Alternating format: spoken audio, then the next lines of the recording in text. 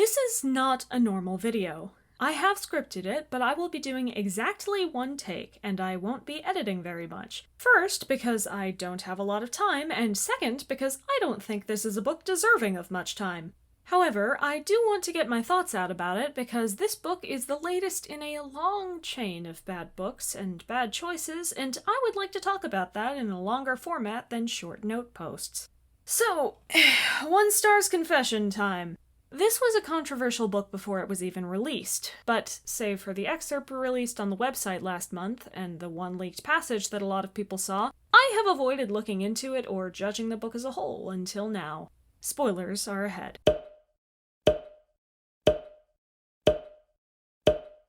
Alright, for anyone who may not have read the book or gone away despite my warnings, I'll give a very quick summary.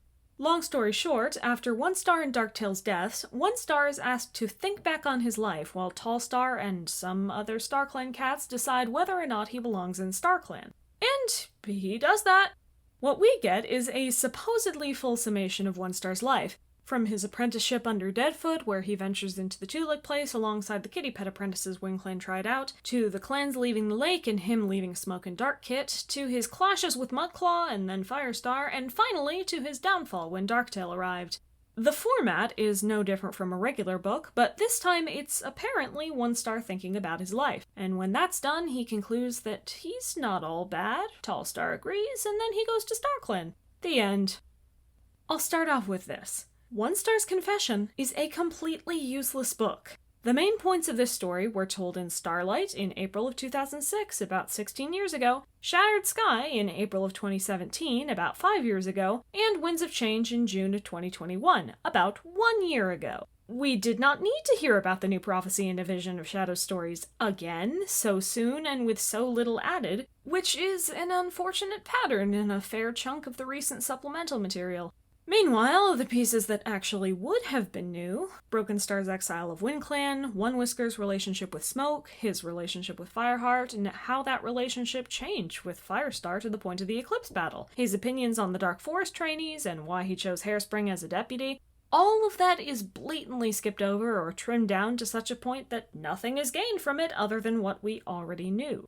We learned about 3 new kitty pets, Bailey and her kits Brushpaw and Tansypaw, or rather Melody, who were all nice slices of characters, and were fun for what they brought, but since they only had a few chapters to exist in, they didn't get to show off a ton of who they were, and were mainly there for the sake of one character's motivation. And, of course, they had to exist for a brief period, because they were retconned characters. We knew they couldn't become full warriors as soon as they got their apprentice names, because they weren't shown in the allegiances for the first and second arcs. But bad pacing and not giving time to relationships are issues that underline so many of the problems in this book that it's something I'll continue to bring up as we go along. I also can't continue without addressing the elephant in the room, the various elements solidified for the family tree in this book, especially those to do with One Star. Some were done sloppily in the excerpt we got on the website, though mostly in the other clans. ThunderClan, unfortunately, included. Greystripe and Darkstripe are now officially brothers and both kits of Willowpelt, guys! No matter how little it makes sense. Over in WindClan, Ashfoot and Morningflower are now One Star's siblings. But they actually made a mistake since the original author post about this made Ashfoot and Morningflower older, and this book made them littermates, which is not a meaningless choice as it makes Fireheart and One Whisker stupidly far apart in age when they were implied in the first arc to both be new warriors on parallel paths. However, even past the excerpt, we had plenty more problems. Whitetail was canonized as One Star's second mate, and Heathertail as his daughter. This means that One Star became mates with his former apprentice, a fact that the book decides to explicitly point out in a very poorly worded passage, and Breezepelt and Heathertail are officially both mates and cousins, something the book never even acknowledges, as is the case with many romantic relationships that were accidentally written to be between family members in this series. But as usual, none of this was necessary. And it absolutely could have been retconned or ignored altogether since none of it was in the books before. Whitetail was implied to have shared a nest with One Star once, but this easily could have been ignored, or her being One Star's apprentice could have been ignored. They could have easily left One Whisker as an only child, explaining his name along with stopping his daughter from marrying her cousin. That said, it was also kind of inevitable that the team would decide to do this given their past choices. For a few years now, in just about all of their supplemental material, they have been adding as many old author statements turned website family tree facts into the books as possible, without giving any of them second thoughts or even looking back at the original statements that the ideas distantly came from. Whether it's a point of pride, covering their backs, carelessness, laziness, or trying to maintain promises they made to make the website seem more official, this is the road they have been taking and they don't seem to be turning back. So from this point of the video onward, I will be doing my best to ignore the family tree add-ins as much as possible. This book has far more problems than just that, and they all warrant some amount of discussion. Firstly, the prologue and epilogue, which I'm going to discuss together since they chronologically happen right next to each other, immediately after Onestar and Darktail's deaths. Both of them are put in a sort of field-neutral zone where they are to be judged.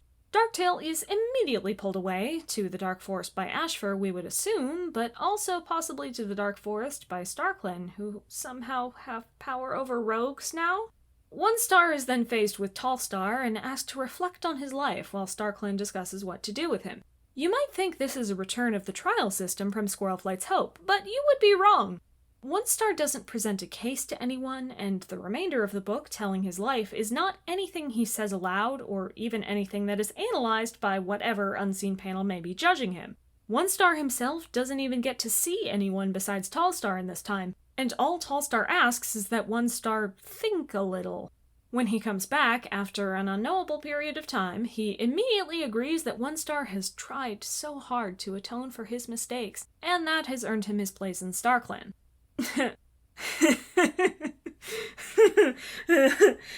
yeah, right. Tell that to Juniperclaw. The rules of what gets you into StarClan or the Dark Forest are so completely obfuscated and contradictory at this point that I really couldn't tell you one way or the other if Onestar deserves to be in StarClan or the Dark Forest. Honestly, this book's very inclusion of Onestar's judgment and reflections may only muddle the point more. But I can say that the life the rest of the book showed me did not convince me of his just placement, and that is really what it had to do, because this book isn't a case for Cats in StarClan, it's a case for the readers, to say that he deserves StarClan by the end of the book. We open the first numbered chapter with a training scene between Onepaw and his mentor Deadfoot, and the skill they choose to focus on is careful stalking and using the direction of the wind to catch prey, with Deadfoot specifically pointing out how running after rabbits isn't the only way to catch them.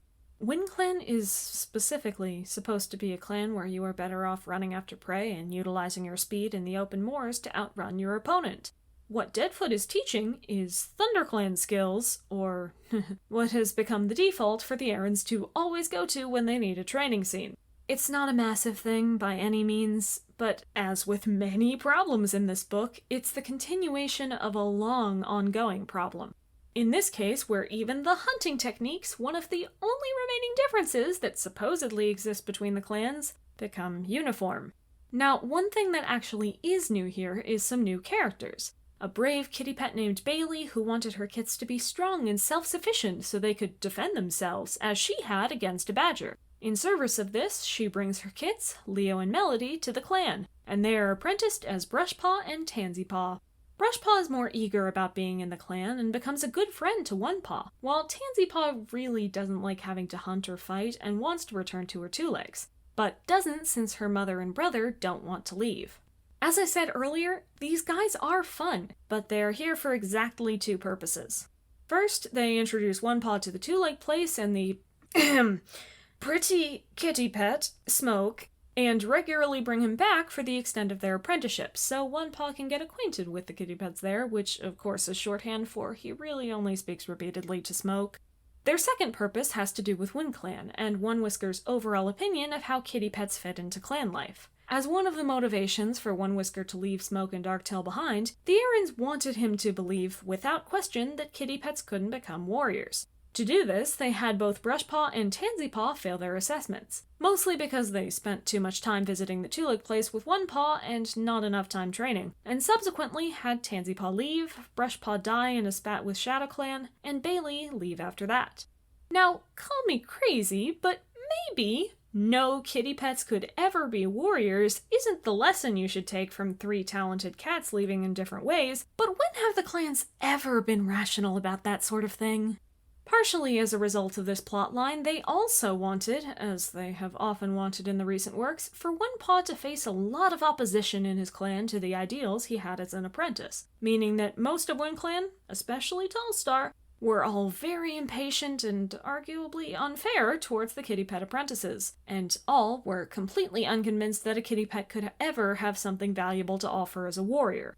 Given who Tallstar's best friend was as a young warrior, or how much he respected Firestar, or in general how tolerant and patient he was, this is a particularly disappointing casualty of the recent mob mentality trend that has persisted even into the main series, where any cat who isn't a protagonist will go out of their way to hold on to illogical opinions that often go against established characterizations solely for the sake of making the protagonist face adversity among their clanmates or other clans.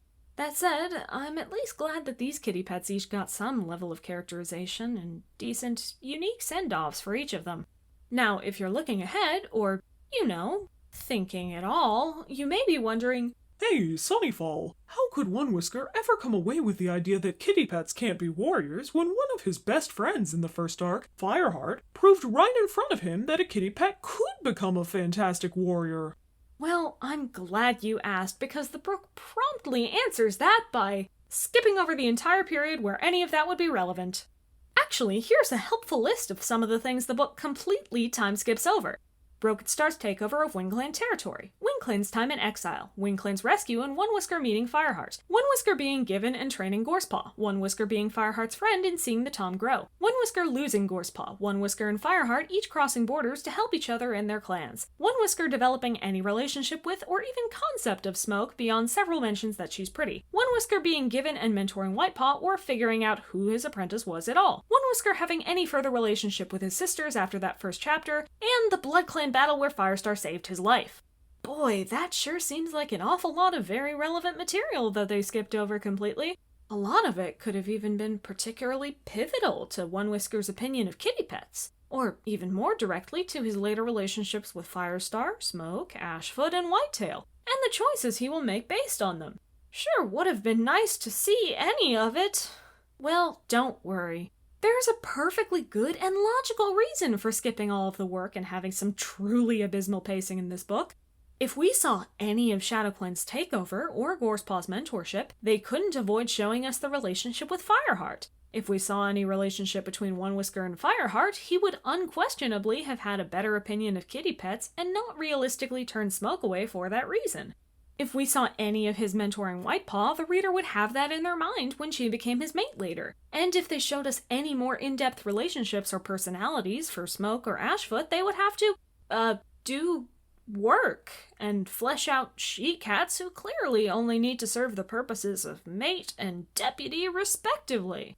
Even outside of that, there are several weird, jarring timing bits, like skipping straight to Brushpaw being dead the very sentence after One Whisker hopes he'll be okay as he lies injured, or going straight from the chapter where he resolves that kitty pets aren't cut out for this to the chapter where he begins with, "Oh, I was wrong obviously, because look, there's a Firestar right there."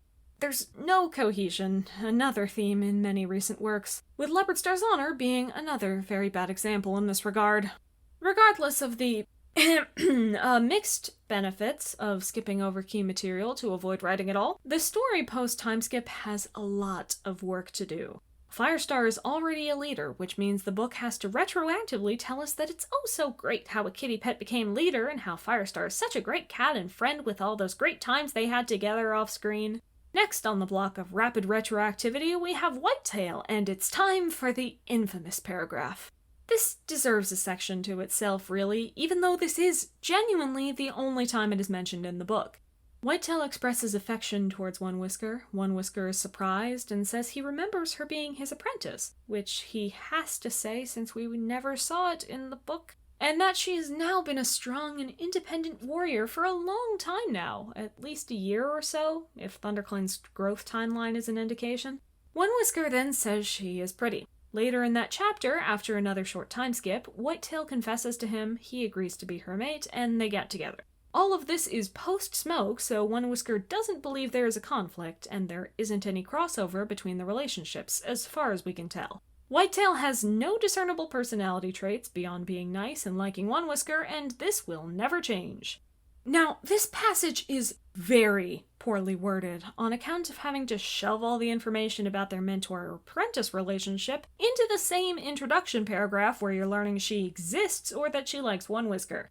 However, there is no evidence of manipulation or romantic intent on One Whisker's part, considering we literally have no idea what their dynamic was before this exact moment. And I don't think this is a Spotted Leaf and Thistleclaw or a Dustpelt and Fernclad situation as people have been fearing. What it is, though, irrefutably, is a relationship where the former apprentice gains a crush on the former mentor and the former mentor reciprocates, which can have some nasty implications when put through a real-world view.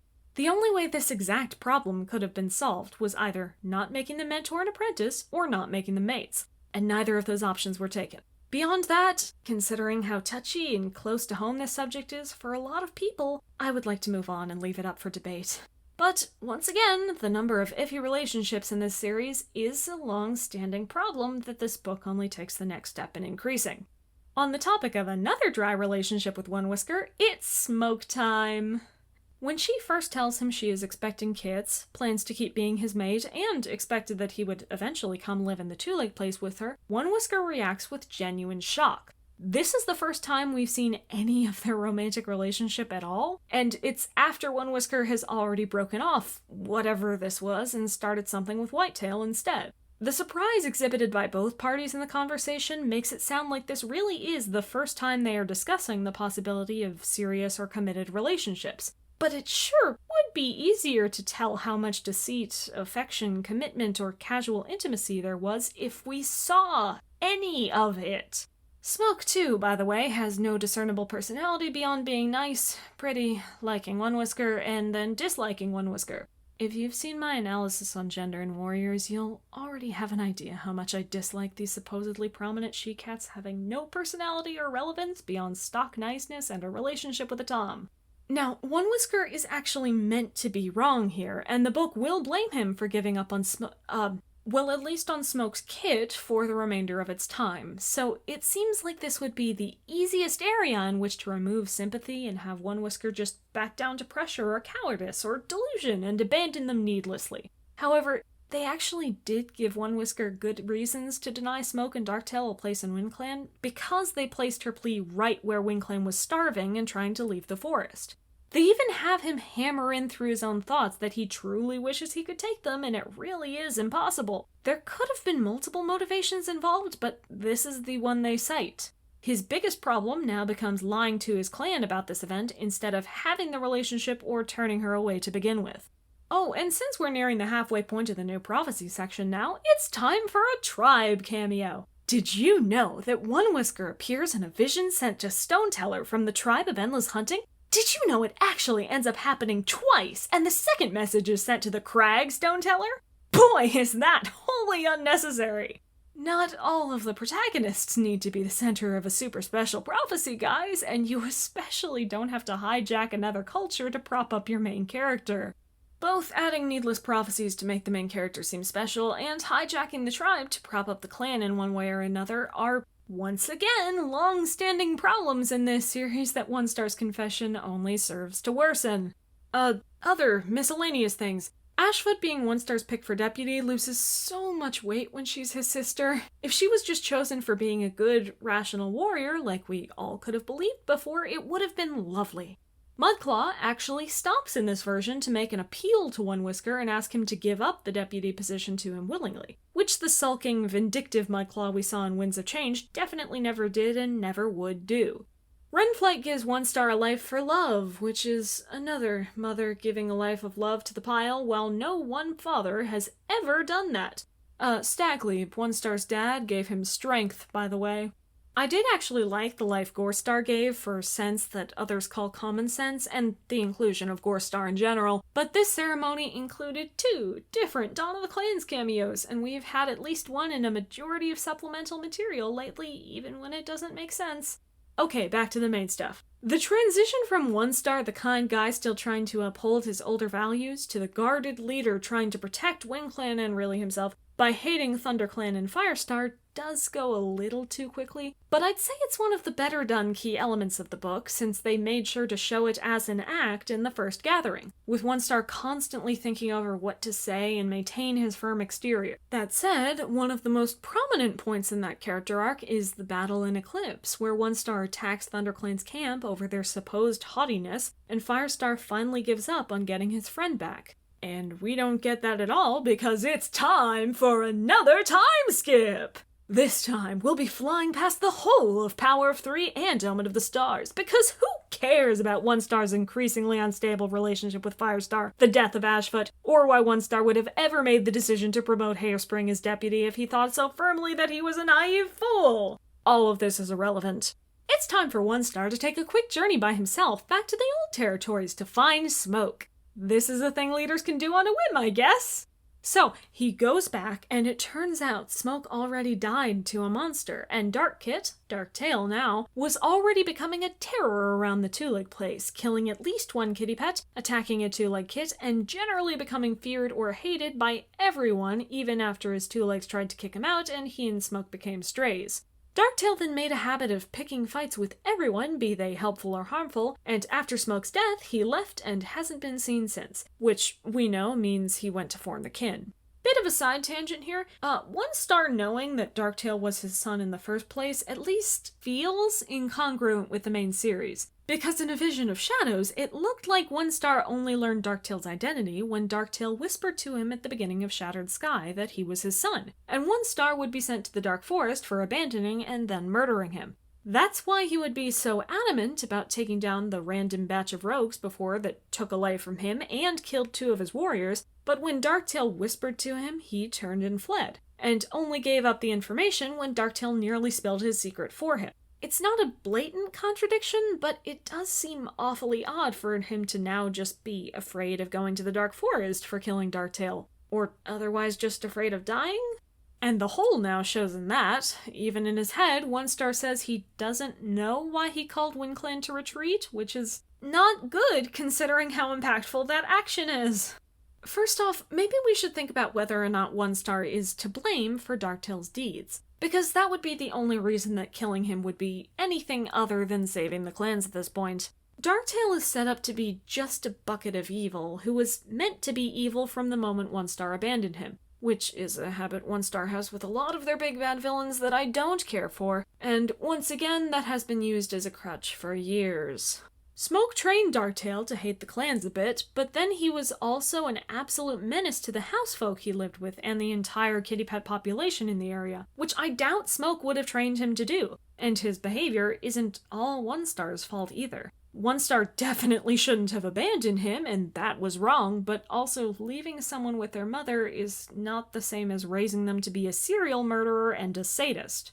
Darktail attacking the two-leg place, getting kicked out of his home, setting up the kin, driving out SkyClan, taking over ShadowClan, taking captive of RiverClan, and generally terrorizing the clans have One Star as Darktail's motivation, but definitely not the only cause. One Star doesn't seem to agree, as he keeps laying every new evil deed of Darktail's down at his own paws as another consequence of his past mistakes, but I wouldn't say One Star is at fault for Darktail taking over the clans. However, I would say he's at fault for a lot of other stuff that the book somehow doesn't manage to condemn him for. Let's examine that second possibility now, that One Star is just afraid to die. Something that the book supports to an extent. One Star is, apparently, prepared to die as punishment, but not to be punished eternally in the Dark Forest, never having the chance to confess to his family and be forgiven. That is a direct paraphrase from One Star's own thoughts. So, this guy is a jerk. He absolutely could confess at any time while he's alive, and forgiveness isn't something he's owed, especially if he, even now, refuses to tell them. He moans to himself constantly through the last section of the book about how he can't tell them because it's too difficult, but that doesn't suddenly make it not his fault or not his choice. Just tell them. That's your responsibility, whether or not it's pleasant.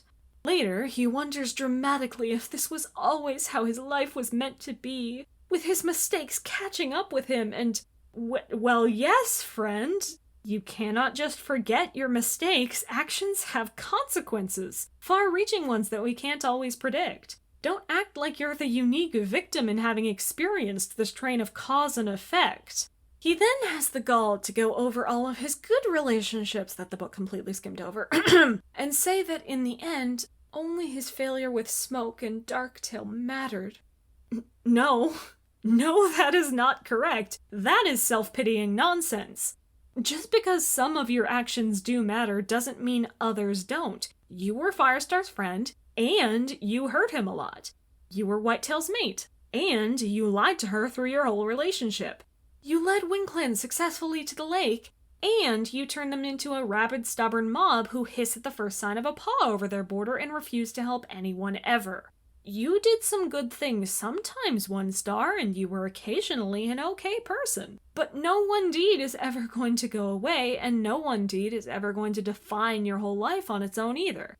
You know, Rowan Star says he retreated because he's a coward, and in examining One Star's own thoughts, I can conclude that's an accurate assessment. A selfish coward, to be specific. He was scared of tarnishing his family's opinion of him. He was scared of facing death. He was scared of consequences to his actions. He was scared of his clanmates hating him. That's pretty much a coward all around. And for the record, trying to turn your morally questionable main character into a pitiable victim by pretending they have no choice but to do the bad things they do is also a frustrating recent trend in the series, particularly Leopard Star's Honor and Blackfoot's Reckoning, as I discussed previously. One Star is also stupidly prideful and gets increasingly reluctant to get help from anyone, including an absolute refusal to listen to his deputy, his medicine cat, his daughter, his mate, or the other clan leaders, as he stubbornly refuses to give ShadowClan the necessary herbs as recompense for keeping the rogues, which, in this book, has the primary motivation of wanting to avoid his past rather than protect his clan. Fantastic! One Star's confession, you have successfully made an unsympathetic protagonist. Time to point out to the reader that he's wrong and get him some comeuppance? Okay, great. Here's the part where, after never telling his current mate Whitetail or his daughter Heathertail or anyone about his relationship with Smoke and Darktail, or his reasoning for not saving ShadowClan's lives, he is finally forced to confess by Darktail and, Whitetail forgives him literally in an instant. She says she minds that he didn't tell her anything sooner, and yet there are absolutely no consequences or hard feelings involved in this. She has no feelings, she has no personality. Her only trait is I love One Star, and she keeps this after his betrayal. What is wrong with you? But at least Whitetail gets to comment on it. Heathertail had nothing at all to say about her father keeping this secret, or that the murdering tyrant across the lake is her brother. She says, absolutely nothing. Actually, Heathertail through this whole book is conspicuously absent. Her name is mentioned 39 times, most of which are just One Star reminding us that his daughter exists, her name is Heathertail, and One Star definitely loves her. For the record, half-hearted relationship inclusions are also a long-standing trend in the series that this book does nothing to help. She speaks on exactly 3 short occasions. Once telling One Star that she and Breeze Pelt are mates, once on the request of Kestrelflight to ask One Star to give ShadowClan the herbs they need, and once on the night after his confession and before his death, just to make sure he doesn't plan on dying and say absolutely nothing about Darktail. One Star's family still cares for him and wishes him the best because they are flat out not allowed to have any more complex feelings than love.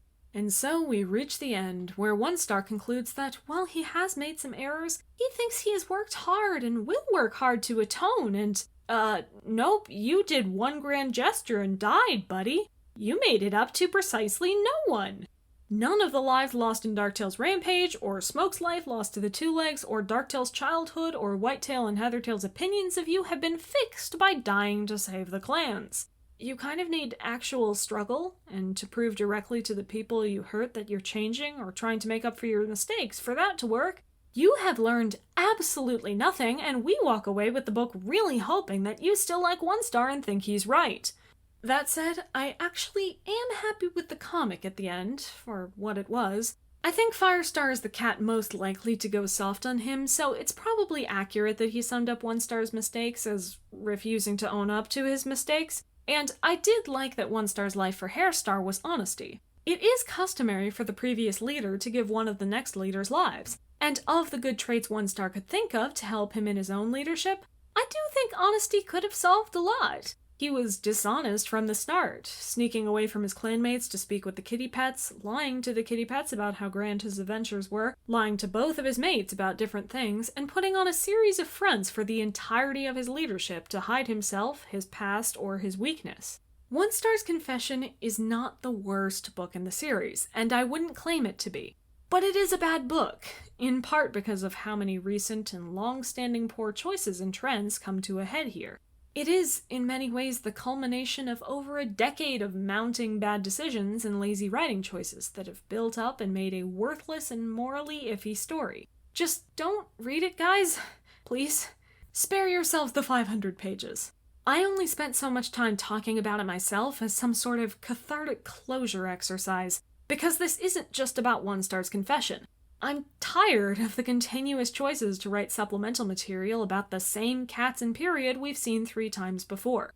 I'm tired of the shallow relationships that only do the bare minimum to even tell you these guys know or care about each other. I'm tired of the fudged morals around so many cats because they can't actually make the characters good people but really want them to look good.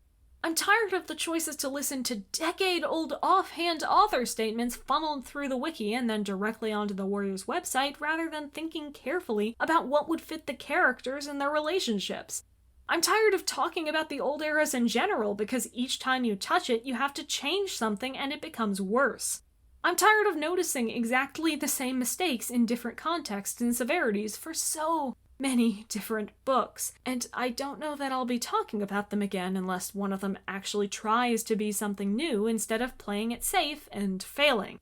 This isn't me quitting Warriors or the channel. I will still be reading the books and talking about them, but I probably won't make a new video to talk about every piece of blundered supplemental material. I'll cover the main storyline and any other works that manage to be inventive or break the trends they set up, and otherwise, I'll just talk about the things in the rest of the series that I still enjoy, or that cause me to think.